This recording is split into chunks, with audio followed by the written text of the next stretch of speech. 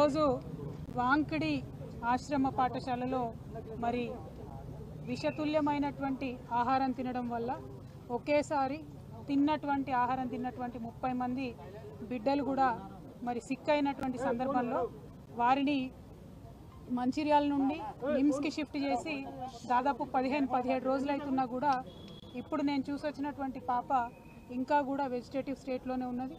దాదాపుగా వెంటిలేటర్ మీదనే చాలా రోజుల నుంచి ఉన్నటువంటి సందర్భం. మనము చాలా బాధతో కూడినటువంటి పరామర్శ ఇది. ప్రభుత్వాన్ని మేము డిమాండ్ చేస్తూ ఉన్నాం, విజ్ఞప్తి చేస్తూ ఉన్నాం.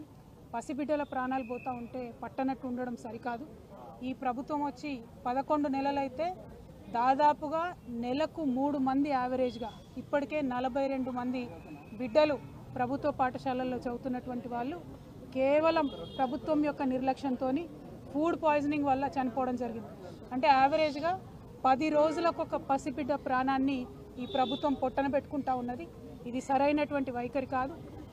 అన్ని సంక్షేమ శాఖలు కూడా గౌరవ ముఖ్యమంత్రి గారి దగ్గర ఉండడంతో మరి వారి సమయం వెచ్చించలేకపోతున్నట్టుగా కనపడతా ఉన్నది. ఒక్క 10 నిమిషాలు మీరు పాఠశాలల్ని పసిబిడ్డల గురించి ఆలోచించి రివ్యూ చేసినట్టయితే ఈ ప్రాణాలన్నీ కూడా కాపాడేటటువంటి పరిస్థితి ఉంటుంది.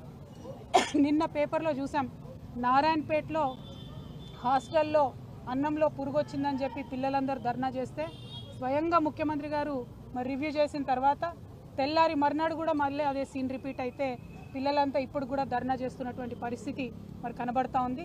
దయచేసి ఈ ప్రభుత్వాన్ని విజ్ఞప్తి చేస్తూ ఉన్నాం, మీ ప్రాధాన్యతను గుర్తించండి. బిడ్డల ప్రాణాలు ప్రాధాన్యమైనటువంటి అంశంగా మీరు స్వీకరించి తక్షణమే చర్యలు చేపట్టవలసిందిగా నేను డిమాండ్ చేస్తూ ఉన్నాను. నేను ఎస్టీ వెల్ఫేర్ అధికారి గారు శరత్ గారితో కూడా మాట్లాడడం జరిగింది. మరి వారు మేము చూస్తున్నాము, అన్ని రకాలుగా చర్యలు తీసుకుంటున్నామని చెప్తున్నప్పటికీ ఆదిలాబాద్ టు ఆలంపూర్ మీరు ఏ ఒక్క పాఠశాల చూసినా, ప్రభుత్వ గురుకుల కావచ్చు, ఆశ్రమ పాఠశాల కావచ్చు, ఏది చూసినా కూడా ప్రతి పాఠశాలలో ఏదో ఒక ఇన్సిడెంట్ జరిగింది. ఈ 42 మంది పిల్లలు 11 నెలల్లో చచ్చిపోయింది. అన్ని జిల్లాల నుండి ఉన్నారు.